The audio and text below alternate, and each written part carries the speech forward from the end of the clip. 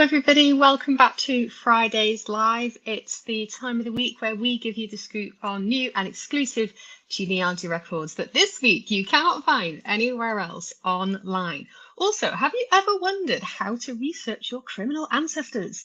Because I'll be sharing my top tips along with a fascinating, if I do say so myself, fascinating story of a female crime gang in London. Really, really exciting. Because this week on Findmypast social media, we have been talking all about your less than law abiding ancestors. And we've also got some exciting news to share with you regarding a brand new venture for Findmypast that will hopefully inspire you. Question of the week is, what is your top tip for tracing criminal ancestors? I want to hear your tips this week, and hopefully they will help other people research their criminal ancestors as well. If you are new here, my name is Ellie. I'm Senior Community Executive for Findmypast, and what that basically translates to is I do social media and I talk to you guys, our lovely community. It's a job I really enjoy, and I get to do this once every month or so. It's been a while. I don't think I've done one of these since early June. I've been away since then. I was in London for some work things, and then I went to Wales and spent some time with my family, and then I went on holiday to Greece, which was very, very nice indeed. Let's welcome a few of you, shall we, before we get cracking with the new records for this week. We've got Gina joining us from a damp Lincolnshire. Yeah, do you know what? It's not great here in Edinburgh either. I'm not going to lie. Edinburgh, Scotland, it's very, very changeable. I was just saying to Daisy, who is doing comments for us today, so please say hi to Daisy. The weather sort of is making everybody feel quite tired at the moment. It's very, very bizarre, but I think we're probably all feeling the same if we're experiencing that sort of weather. We've got Karen joining us from a rainy, chilly North London. Hello. Daphne from a very wet Somerset.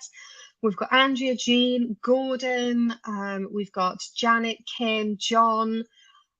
We've got Delph with us, Sarah. There's so many of you. I can't keep up. I can't put them all on screen, but hello. We've got Rosie, and we've got Liam joining us too. Actually quite exciting. So our Liam, who works in our customer support team at Findmypast, and you have seen him do Fridays Live and various other bits. But yeah, he's going to be doing some more things with my team, which is really, really exciting. I'm super, super happy for Liam. And yeah, I'm very pleased. Christine joining us from Los Angeles, California. We've got Sue joining us from Guildford. Yes, very good. Lots of you here. That's fantastic. We might not run the full hour today, just to let you know. The hour just gone, where I would normally spend just wrapping up my prep for today, I was listening to a fantastic internal, so just Findmypast staff. I was listening to a lecture given by our very own Jen Baldwin, and it was for intermediate to advanced genealogy researchers and about using your evidence right. And she used a really good example from her family tree. I'm going to try and convince her to give it to you guys at some point, because I think you'd really enjoy it. But that's sort of how I spent my last hour, was listening to a lecture from Jen. So I was really pleased to be able to do that. Okay, shall we get started? I have some slides, and we are going to do new records to begin with. As I said, if you've not seen Question of the Week yet, it is, what's your top tip for tracing criminal ancestors? We're going to move on to that. Oh, before I do new records, I should say, first to the exciting news that I teased at the beginning. So we are, Findmypast, we are launching next week our TikTok account. This is something I've been working on for a lot of months, let's just put it that way.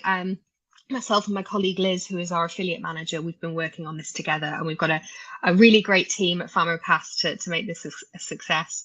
So we're going to be launching some content from next week. So please give us a follow if you have a TikTok account.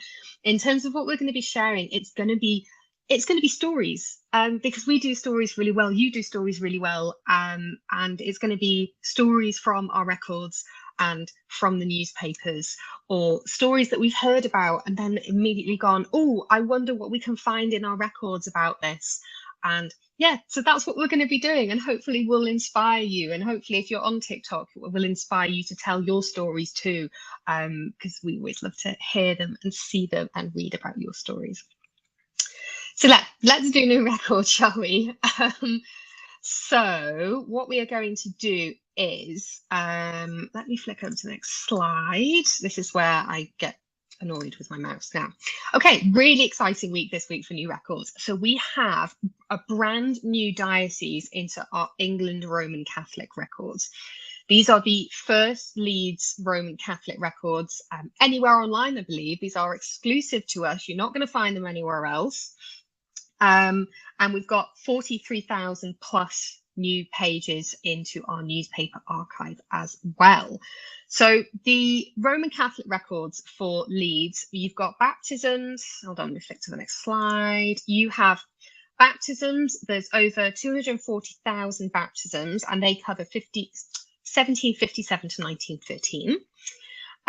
You've got your marriages, and those are just over 56,000, and those are 1776 to 1913. And then we've got just over 26,000 burials, and they're covering 1759 to 1913. And then you've got the smaller records as well. So you've got 152 congregational records, and these cover 1798 to 1845.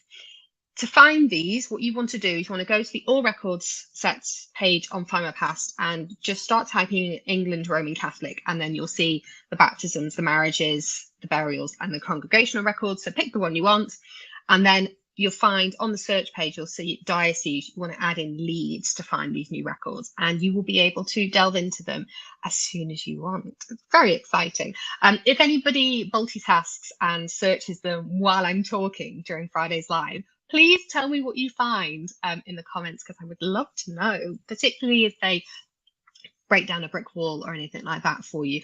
Bearing in mind, don't just think, oh, I don't have any ancestors from Leeds, the city itself, because you think you're talking about Leeds, the diocese. So actually, it's a little bit different.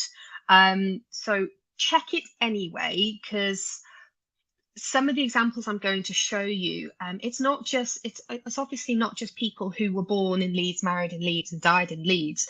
The first example I'm going to show you in a moment, I think he was born in Dorset, I think. Was it Dorset? Yeah, I think it was Dorset, but we'll see in a moment. Remember to brush up on your Latin terms as well, because not all of them are in Latin. Some of them are, but it's always good just to have a look at some of these. And if you want to find this, I think we do also have this on a blog somewhere, but if you want to find this guide that I've got on screen right now, what you want to do is go to one of the record sets, so England Roman Catholic baptisms, for example, scroll down past the search terms, and then there's a little handy guide to that in there. There is also a parish list for each of these under the useful links and resources on that search page. I don't believe it's been updated yet, but it will be updated very soon. So yeah, shall we have a play with these? Because I really enjoyed delving into these yesterday afternoon and this morning, and hopefully you will too. I don't have any Leeds ancestors, I don't think. I do have Yorkshire ancestors, but I was looking for some of the surnames I had in my family tree from the Yorkshire area, and sadly I couldn't find anybody. But the people I did find were very interesting. So let's have a look here. I picked this one because I liked his surname. This is Francis George Plantagenet. He was buried on the 18th of October 1923.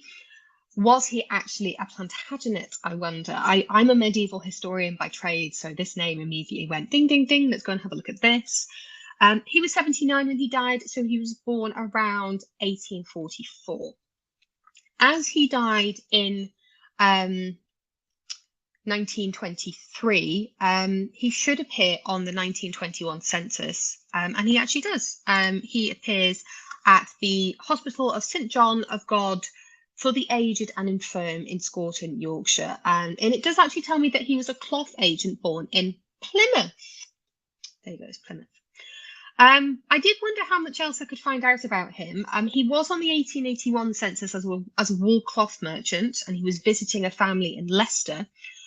But then I couldn't find anything else about him, which frustrated me to no end, because I thought, like, with a surname like that, there would be lots to find on him, and sadly there was not. If you can find anything else about Francis George Plantagenet, I would be really interested to hear what you Fine. Okay, was that, I can't remember which role this was now. Okay, yes, next example. Okay, I picked this one because I went to university with a chap with the surname Nutter. So this is Matthew Henry Nutter. He died on the 30th of November. I can't remember the date. I think it was 1911. And he was buried on the 3rd of December in the Leeds Catholic Cemetery at Killingbeck. He was 53 and he was born around 1858. The original gives me his address, which is super, super helpful. I think it says Dyer Street. So what else can we find? So the 1891 census tells me he was an ice cream dealer, which I thought that was a great occupation. Who wouldn't want to be an ice cream dealer? Born in Huddersfield, he was married to Ada, who is a cigar maker, and they had 2 children called Clara Ellen and Ernest Alfred. Now, if I went back 20 years, the 1871 census tells me he was the son of the Irish-born Mary Spencer. I think she remarried. And he had married Ada Orchard in 1880. Let's do one more, because why not? We're going to do Walter Addyman, and I thought I'd show you the transcript for this one rather than the original. So this is a marriage. He married Mary Ann Watson on the 18th of June 1910 in Bishop Thornton St. Joseph. It gives me the name of his father, James, and hers was Thomas. And as you can see here, this is a Latin one. So we've got Walterum Addyman and we've got Mariam Annan Watson. And then you've got Jacobi for James and Tommy for Thomas, for example. In 1911, they were living in Sawley and Walter was an estate carter. In 1921, they had a lot of children. So you jump ahead 10 years and they have a lot of children. You've got Gladys Theodora, Mary Lillian, Annie Louisa, and then Leonard. So Walter died in 1951. There was a small announcement in the local paper for his funeral, and it tells us that his wife, Mary Annie, predeceased him and that he died at his daughter's home. Lovely.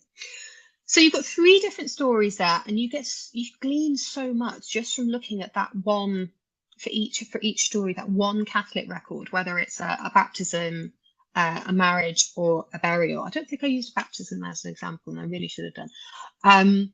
But you get the gist. Even if you have no Leeds ancestors, say you just want to brush up on your research skills a little bit, just take somebody at random and just see what you can find. I really like doing this. This is exactly what I do when I test out these new records for you if I don't have ancestors from that area. I just like taking random people and seeing what I can dig out. So I found, somebody with the surname Plantagenet. I found somebody that was an ice cream dealer, and I had somebody that had many children between 2 censuses. I've frozen on your screen, Roz. Have I frozen for anybody else? Oh no. Tell me if I'm frozen. We'll see what's going on. I've got no more comments coming in. Okay, here. Okay, it might just be you, Roz, I'm afraid. So thank everybody else. Okay, thank you guys. Quick tech check. I like that. I'm going to use that more often, a tech check. Lovely. Okie doke. Let's move on to newspapers, shall we? So we have just over 43,000 new pages this week. There's 3 new titles: the Stowmarket Weekly Post, the Darlaston Weekly Times, and then the Waterford Citizen. And then we've also got 10 updated titles. So hopefully there should be something for almost everybody in here today. Okay, shall we do question of the week? They've been coming in thick and fast, which is great. So what is your top tip for tracing criminal ancestors? That's what I want to know today. So I'm just going to remove this for a second, and Daisy has been kindly starring some of your tips for me. Now, I have my top tips for you, but I'm not going to share them just yet because I'm going to share them when it comes to my examples in a moment. Okay, so Sarah says, I usually start with the newspapers and I take it from there with a dive into the records. This is the thing. If your ancestor was a little bit naughty and found themselves on the wrong side of the law, whether it was for purely their own fault or whether they just, difficult circumstances, for example, if you look back to the Victorian times, for example, we've discussed this before about how I found somebody who had been transported for life, or I think it was for life, or was it for 10 years, for stealing a handkerchief, and there wasn't even the evidence that he stole the handkerchief. So just take everything with a pinch of salt. I say criminal. Some of these people were probably hardened criminals. Some of these people were probably like petty criminals, and some people were probably just very unfortunate. In any case, you can normally find a little mention of it in the newspapers. It'll depend on how notorious they were, I think, as to how much you can find. But even if it was just a little something, if they found themselves on trial, if they found themselves being sent to prison, for example, you can normally find a little bit of evidence from it in the newspapers. Janet says, with my family, it's newspapers that have been the best. Got lost down a rabbit hole about a body found in a half-built house. Open verdict, but one of her boyfriend's evidence was unsatisfactory. Ooh, in a half-built house. Ooh, okay, shiver. Matthew says, keep an eye on parish records and quarter sessions for early criminal records. This is a great tip, Matthew, and it comes on to what I'm going to be talking about, in a moment. I don't want to give my tips away to you just yet, because I'm mean like that. I'm dangling them. Andrew says, newspapers, so much love for newspapers today, this is great. They filled column inches, and the gorier the better. Yes. The Victorians loved this stuff, okay? All 3 court hearings on a cousin in 1883 were reported. He got 12 years. Wow. This is the thing. If it was quite a high-profile case, as Andrew says, and they were in court, you can sometimes get the blow-by-blow of the court hearing, of the trial. You get quotes. You get who was called to the stand next. You get what the defense and the prosecution lawyers were saying. You get the verdict of the judge or the jury. It's you get so much from these more high-profile cases, in a way that if these detailed court records don't survive or aren't available online, this is going to be all you have in terms of what happened at the trial or the hearing. Because the crime records we have on Findmypast are great, but typically you don't go into that level of detail. Although we do always say with newspapers, take everything with a pinch of salt, because things do get, what's the word I'm looking for? Dramatized a little bit. Yeah, everything gets amplified. So just obviously bear that in mind. Kim says, typing their name into the internet search with dates, I found a few ancestors mentioned in books that way. Yes.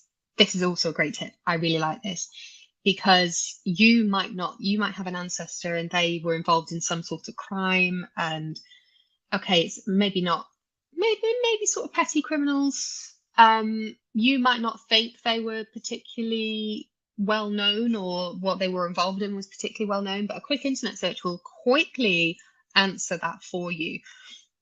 There are some really, really brilliant bloggers out there who talk about this sort of thing, and they're normally really good with their sources as well. So these are often super helpful, because then you can go and check those sources and you can compare it with the evidence that you've got, and then you can make your own conclusions. Jean says, great info from newspapers, especially as they go into so much detail of the proceedings. Exactly. We love newspapers. Anya says, lots of people said newspapers. Yes. Scottish indexes have lots to look through. Yes. I found hints in World War I papers, and one distant relative whose place of death was a big clue to the Kirk sessions in Scotland are also worth a look. Yes. I really like the Scottish crime records. They are very interesting indeed. Slightly different beast from the ones we get in England and Wales. Gina says, I first came across criminal ancestors and newspapers together with ancestors and the police force dealing with incidences. Yeah, so this is the flip side of it. So if you've got ancestors who were involved in the police, then you can find them mentioned in the newspapers too. And you may also find them in some of the crime records, particularly if they were the officer, the arresting officer, or the officer attending an incident, for example, or whether they gave evidence at a trial. You may find them in there as well, and that can help you piece together the career of your police ancestor as well. You could also do that with judges and the lawyers, the solicitors as well. So that's always worth a try too. Gillian says, I came across an old newspaper clipping concerning my great-great-great-grandmother, grandmother, Margaret Barney Curry. Apparently there was an argument between her son and her son-in-law. The police were called around to break it up, but it was too late. The son-in-law gave Margaret a hard shove and she fell to the ground, banged her head on something hard and died soon afterwards. Gosh! All from just a little argument. Well, probably it wasn't that little if that happened, but that's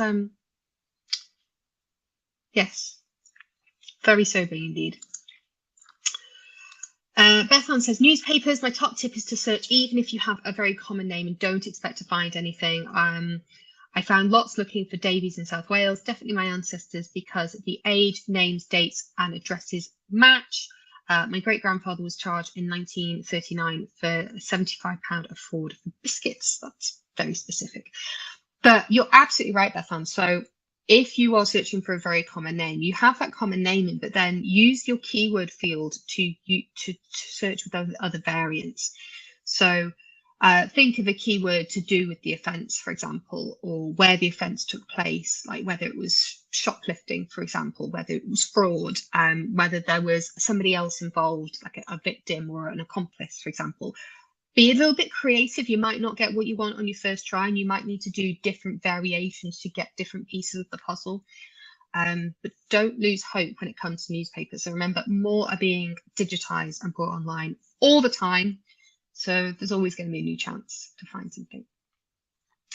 Rose says, newspapers, yes, lots of love here. Relative was in court for blowing a bugle in the street. He was blowing it to let people know he was collecting bottles. Why was he in court for that? That sounds ridiculous. Because he was just going about doing his job. He was like, hey guys, I'm collecting bottles today. Here's the bugle, sound the bugle. And then they arrested him. Was it like, what did they arrest him for? Is it like, I don't know, disturbance of the peace? Is that going to be the right thing? I have no idea. Matthew says, employment and company records can contain some bits. Yes. My ancestor, a drover at the Metropolitan Cattle Market in London, found himself in trouble for being drunk in charge of sheep. Now, I've heard of drunk in charge of a motor vehicle, drunk in charge of a bicycle, drunk in charge of a horse, but I have never heard of drunk in charge of sheep. So that's a new one for me today. But you're absolutely right, particularly business owners and things like that. You might find, if there's any sort of dodgy goings on, you might find little bits in that, and you might find that your ancestor had been charged with, being drunk in charge of a sheep. Who knows? The opportunities truly are endless. Ellen says state, county, ethnic and city historical societies, as well as state in the UK archives, the USA archives, excuse me. You never know what might pop up. Absolutely. Jen was reminding me earlier today the importance of things like JSTOR and Percy and things like that. So be sure to use those too. And then Lynn says, Lynn over on YouTube, hello.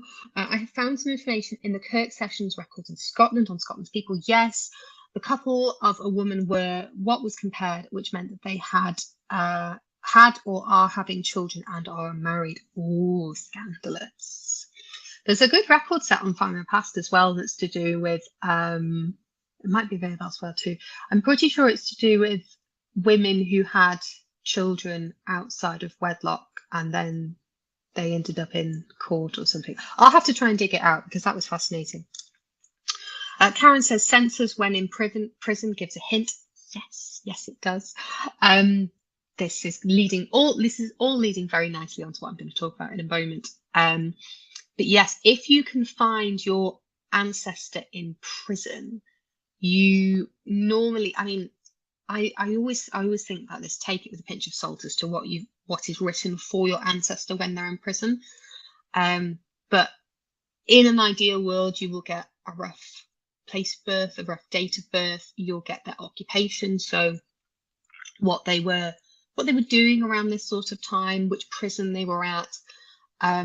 And what I have found very useful is if you also cross-reference into the crime records and you find when they were when they were arrested, when they were put on trial, the length of their sentence, and when they were due to be released and where to, because you normally get an address from when they're going to be sent after prison.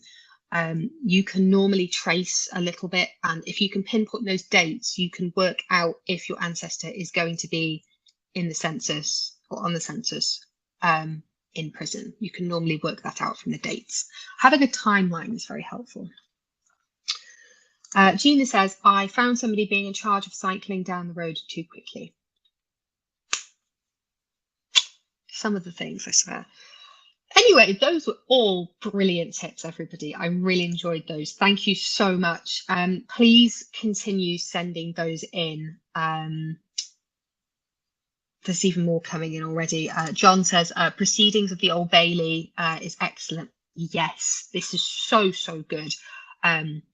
We do have some of these on Findmypast as well, I think, but yeah, these are great.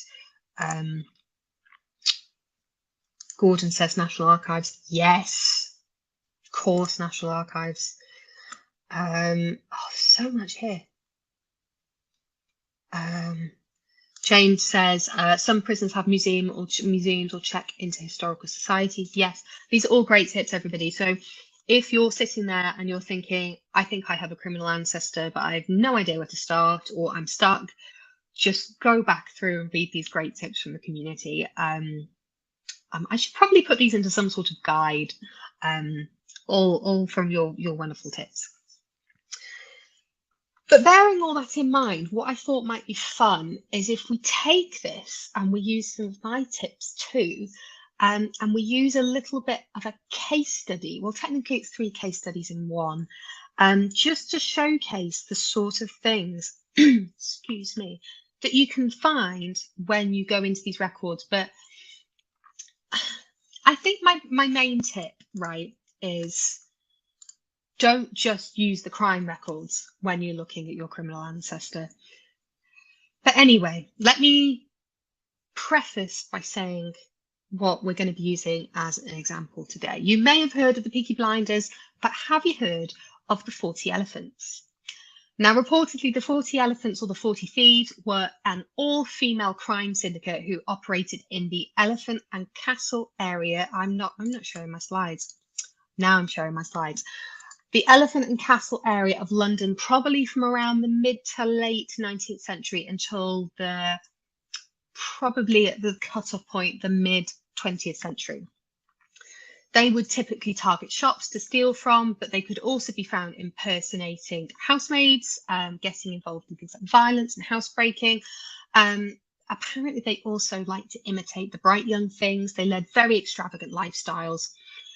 And there is a lot of newspapers on them. I really recommend taking a look if you want to lose the next 4 to 6 hours of your life minimum. Utterly fascinating. And the reason I thought they would be a good case study is because my top tip, as I've already mentioned, is don't just look at the crime records, because these are a mere snapshot of who this person was and of their story. What you really want to do is you want to look at everything else. Like, I'm even talking going back to when they were born, who their parents were, what their circumstances were as a child, like what their education was like, what line of work they went into. Because if you can look at all of that, you can start to think, okay, well, how did they fall into this life of crime? And I say life of crime quite broadly. It might just be one crime. It might be a few. It might be many. They might become a career criminal. Who knows? But it's important. The context is important, right? If they appear in the census record at the time of their crime, what did they state their occupation as? Do they appear in the census records for after they got out of prison or in between prison visits? Do they disappear from the censuses because they are trying to avoid the authorities? Like, that's a little bit of evidence in itself if you can't find them. Create a bit of a timeline. So yeah, as I said, who are their parents? Were they also involved in wider criminal activities?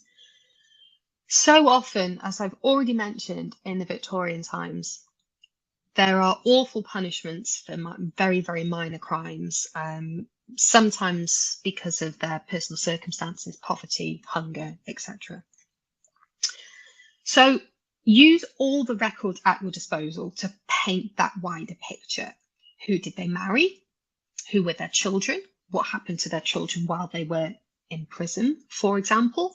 But don't just stop at family, particularly immediate family. Think about their cousins as well. But also think about their associates, because what's really, really good about the crime records and the newspapers, if you use these two together, you can find known associates. And the 40 elephants in particular, although if you Google them, there's a reasonable amount of information on them. But you'll see, oh, there's this name here and there's this name here, which is fine. But then if you dig into the crime records, there's more names. I picked 3 women today. I could have done 15 if I'd had the time. So if as we go through these examples today, you see a name and you think, do you know what, I'm going to go and have a look at that one just for the fun of it.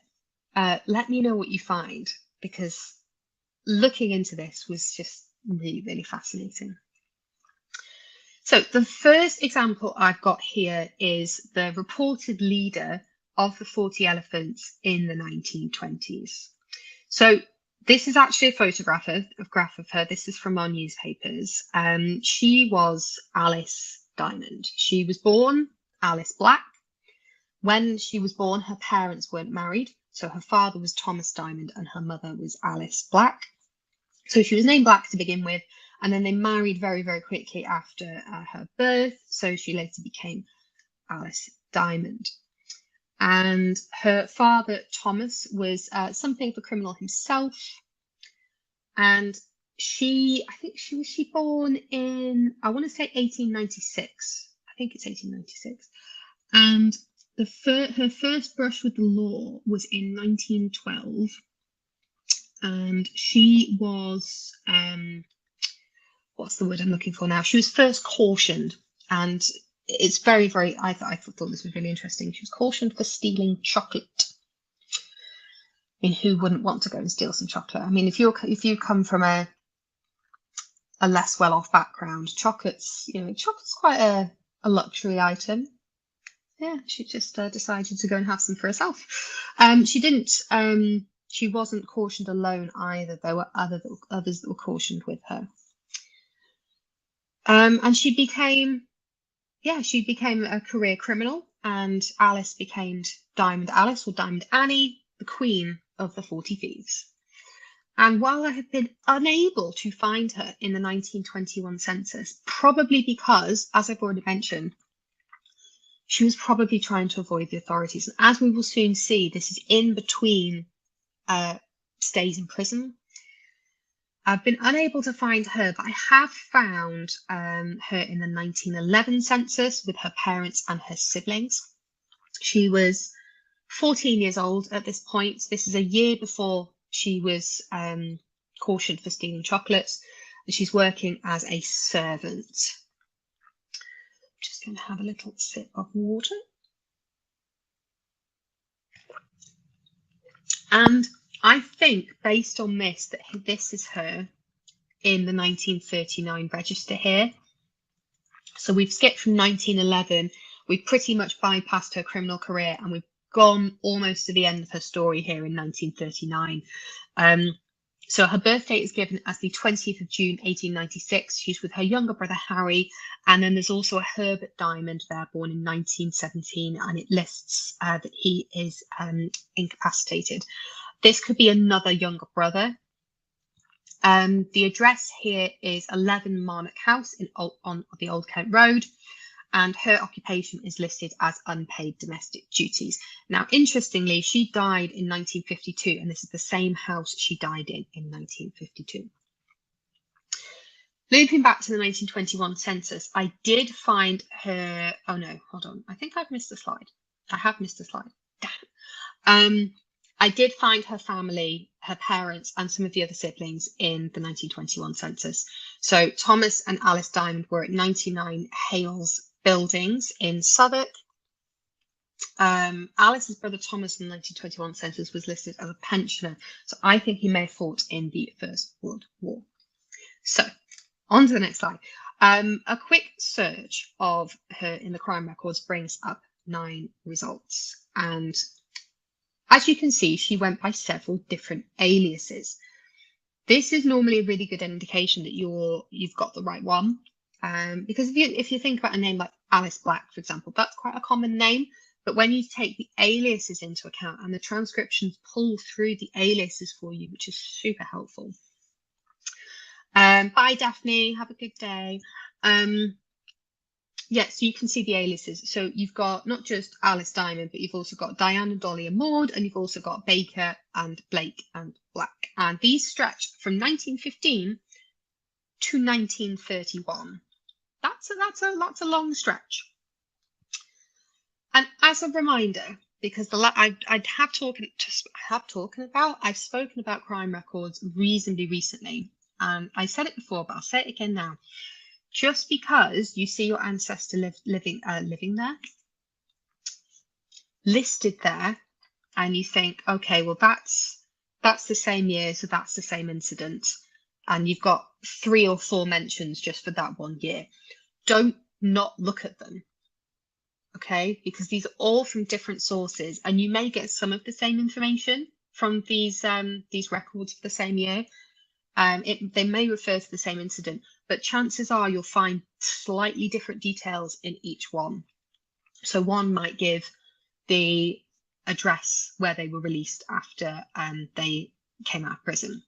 One might give their associates. Another might give the victims, for example. So use all of them. As you can see here, I've looked at all of these, so don't discount them. So we're going to just move our way through these, and I'm just going to show you what you can glean from each of these. So the first one in 1915, this is when Alice, along with a flower seller called Mary Wellman, apparently also a member of this 40 Elephants gang, they were tried for stealing 8 blouses from Renee Leroy from her home, plus a watch from Edith Warren, and then 1 jewel case, 2 rings, and other items from Hugh Holland. What's interesting here is that both women pled guilty, but Mary Wellman's case was postponed. This was nearing Christmas. I haven't looked into what happened to Mary Wellman after Christmas in 1916. But we can see that Alice was sentenced to 12 months hard labour in Holloway prison. It also tells me of her earlier charge of stealing chocolate, and it also tells me that this was when she was going by Alice Baker. So by 1920, she appeared in the Police Gazette with lots of detail here. We get a description. We learn that she's 5'8", which is reasonably tall for a woman, I think. Pale, fair hair and grey eyes. And it tells me that she was incarcerated on the 3rd of February 1920 for 18 months. So this is the next incident. This is the next time we see her in the crime records. Again, it was for larceny, and it tells me that she was liberated on the 4th of May 1921. And can we remember what date the 1921 census was taken? 19th of June 1921. So she was not in prison at the time of the 1921 census. If anybody can find this woman on the 1921 census, please send me a link, because I would love to see it. I think she tried to avoid it like the plague, personally. She just come out of prison from 12 to 18 months, and she was probably right back at it. From the reading I've done about these women, about the 40 elephants, being sent to prison did not deter them. It just didn't. We get details of her methods, including the fact that she obtained employment by false pretenses at a munitions factory. And then we get some of her associates. You get Maggie Hughes, who it says is now in prison. That's also a key fact. Christina Noon, you get Maud Waits, Maggie, Eileen Crowley, Mary Wellman, who we heard about before, Lily Plumley, and also why have I not put, yes, hold on, Ethel Pope. There we go. So as I said, this list of associates, this female crime syndicate is growing right before my eyes. I think it's fascinating. Frustratingly, it does say the portrait is a good likeness, but the portrait isn't here. It's in a different police. I think it's in the police supplement, and I don't think we have that. Very frustrating. And then this is jumping ahead another couple of years to 1923. So this gives me her address of 99 Elliott's Road and in St George. Sorry, at 99 Elliott's Road, St George's Road, Peckham. Tells me she's going as a laundry worker by this time, and she was in Holloway prison for 12 months for larceny. And I think if I skip ahead there, I can't remember which one I'm on now. Anyway, we get even more, another police gazette. It describes the same incident, and we get more associates. We get Rose Moore, we get Jane Brimble, Gertrude Skelton, and Martha Gainsford. I think I probably skipped ahead too far here. In 1926, she was known as an Elephant and Castle tailoress. Have I gone too far? I think I've gone too far. I've lost track of my slides. My apologies. In 1926, she was convicted for wounding with intent. Yes, this is the right one. Intent, burglary, riot, damage, and assault. She received an 18-month sentence, and she was released in 1927 to 99 Hales Buildings. Now, if you remember, that was the address that her parents were at in the 1921 census. On the same page for the same crimes, you also get a woman called Bertha Tappenden, alias Bertha Holmes, Bertha Spencer, and Rose Tappenden, and that's another associate. And then below that, here you've got another entry from the Police Gazette from around the same time that it said she was found in a dwelling house by night, and she committed a burglary armed with razors and knives, forced the door, broke the windows, and wounded a person. And then you've got the associates again. You've got Maggie Hughes, you've got George Hughes, Samuel Ashley, Gertrude Skelton, and Bertha Holmes. So that's Bertha Tappenden. And according to the newspapers and some historians, they'll tell you that the 40 Elephants pretty much disbanded after 1926 following the Battle of Lambeth, where many of them were arrested. But Alice continues to appear in the crime records until 1921, and the last mention of her is in police information. Alice Diamond, alias Diana Black, was remanded on bail to Marylebone until 11 a.m. on the 24th of April, and it doesn't tell me what for. Example 1. Should we do another one? I've got 2 more for you. So Alice's close associate was Mary Austin. She was also cautioned for stealing chocolate in 1912, and she married a North London racing gangster called Frederick Sabini. Sabinis were a big-time crime family in London during this time. So she does appear on the 1921 census with her husband and their younger daughter Dorothy, and their address was 55 West Square in Southwark. Mary was listed as a dressmaker and Frederick as a general dealer. She does not appear in the crime records with her married name. I haven't found any instance there. By 1939, she's listed with her husband, her daughter Dorothy, son Frederick, and brother Thomas. And there are also 2 other people with their entries redacted. This is at 7 Bingham Street in Hackney. Now, she either remarried later or changed her name later to Leeks, and you've got the date of 1947 there. The daughter Dorothy, she became Dorothy Snelling. And yeah, as I said, because the Sabinis were a well-known crime family during this time, they were particularly known with their involvement with the racecourse and horse racing and greyhounds and things like that. And what I found very interesting here is that her son, Frederick Sabini Jr., is listed as a newspaper reporter for greyhounds. I found that very interesting. Okay, let's do one more. So the last one we're going to do, we've actually already mentioned her. Maggie Hughes, who was born Maggie Hill. She was the sister of the gangster Billy Hill. She was another close associate of Alice Diamond, and her father was Septimus, her mother was Amelia, and in 1911 they were at 74 Whitfield, Tottenham Court Road in London. Now, an entry in the Police Gazette from 1920 says that she's 4'10". She was known for being very, very short. She was pale, brown-haired and grey-eyed. A lot of the records, the crime records for her, indicate that she dyed her hair. Even one, it said that she had golden hair, but then in brackets it says dyed. It tells me here that apparently she was addicted to drink, she was of a violent disposition and had loose morals.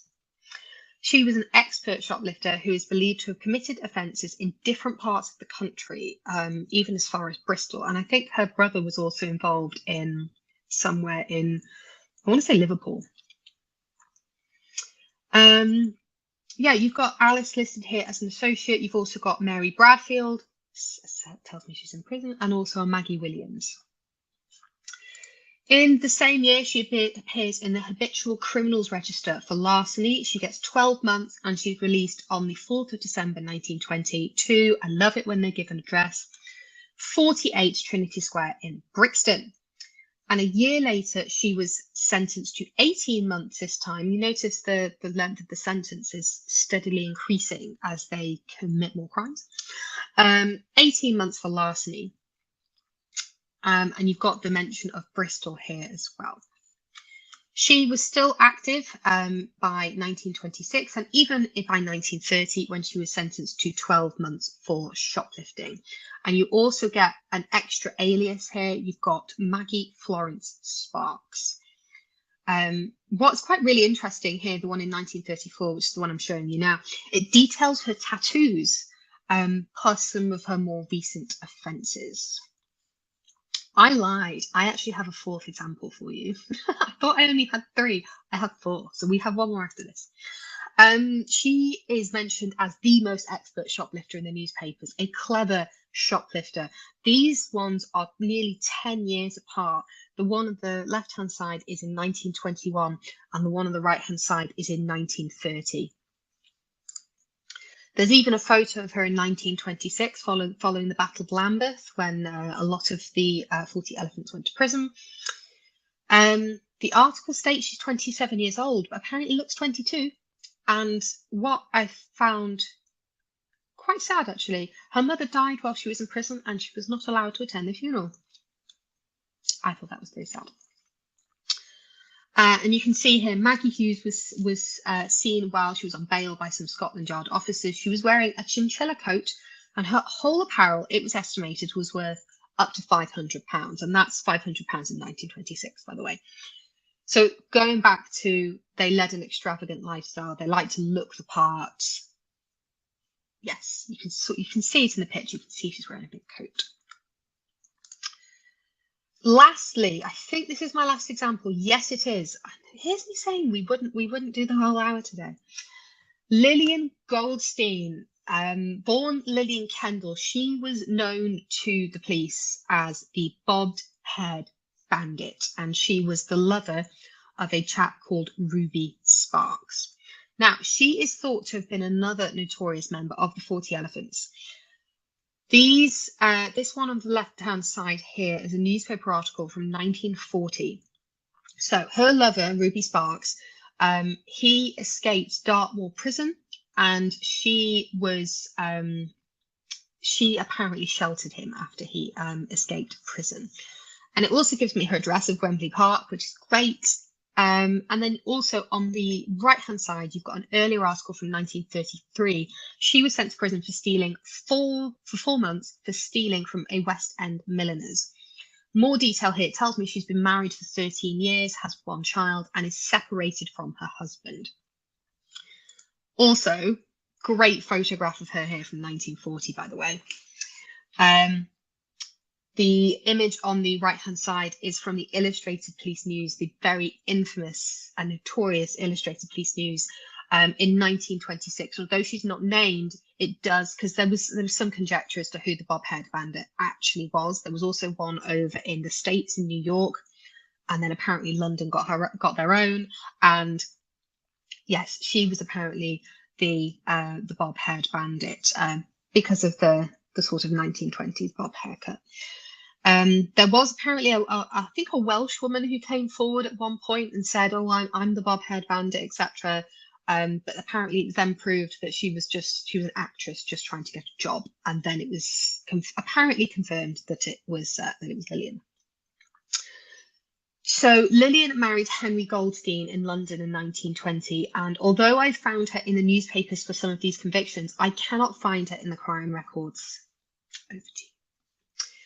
She does appear on the 1911 census as an 8-year-old with her father, who was a house painter, her brother Victor. He was also a criminal. He, in 1921, he was aboard the HMS Erin as a Navy seaman, and that was docked at Sheerness in Kent. And then I've also found some evidence of him being involved. I think it's in motor car theft up in Liverpool, but I don't think I pulled any examples to actually show you of that. But yeah, those are my examples. I hope you enjoyed that little trip into the history of a female crime syndicate. I found that really interesting, and I hope you did too. As Anya said, these women have all looked pretty glamorous. Yeah, and that was exactly the point. They wanted this lifestyle, and they couldn't apparently seem to get it through legitimate means. So they led a life of crime, and they looked incredible doing it, apparently. So yeah, there we go. I hope you enjoyed that. Yes, Matthew says, fun stuff, days of glamour. And I'm not sugarcoating anything by saying, some of these women were involved in violence as well. Armed robbery, we've talked about things like knives and razors. I'm not trying to sugarcoat anything. I think it's utterly fascinating. So we will leave it there for today. Thank you very much for joining me into this little trip into the records. I hope you dig into the new Leeds Catholic records over the weekend. Tell me what you find. I always love to hear. And if I've inspired you to go and look at the crime records, to just look at some of these women, some of the known associates, I would love to hear what you find. There's so many things that we look at together on Fridays Live that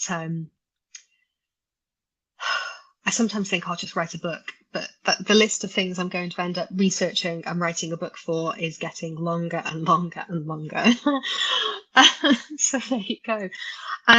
If you are on the TikTok, the social medias, come and give us a follow, because from next week we're going to be posting storytelling content from our records. I think the first one I'm going to post is one of mine, and I'm going to be telling the story of the man who predicted the Second World War in the 1921 census. But there's so much, because I've got so many people here at Findmypast who have volunteered their expertise and their time to help me craft these stories. So it's not just going to be me telling these stories. It's going to be, I think I've got about 10 people within the business who are going to be helping out. So I'm very excited.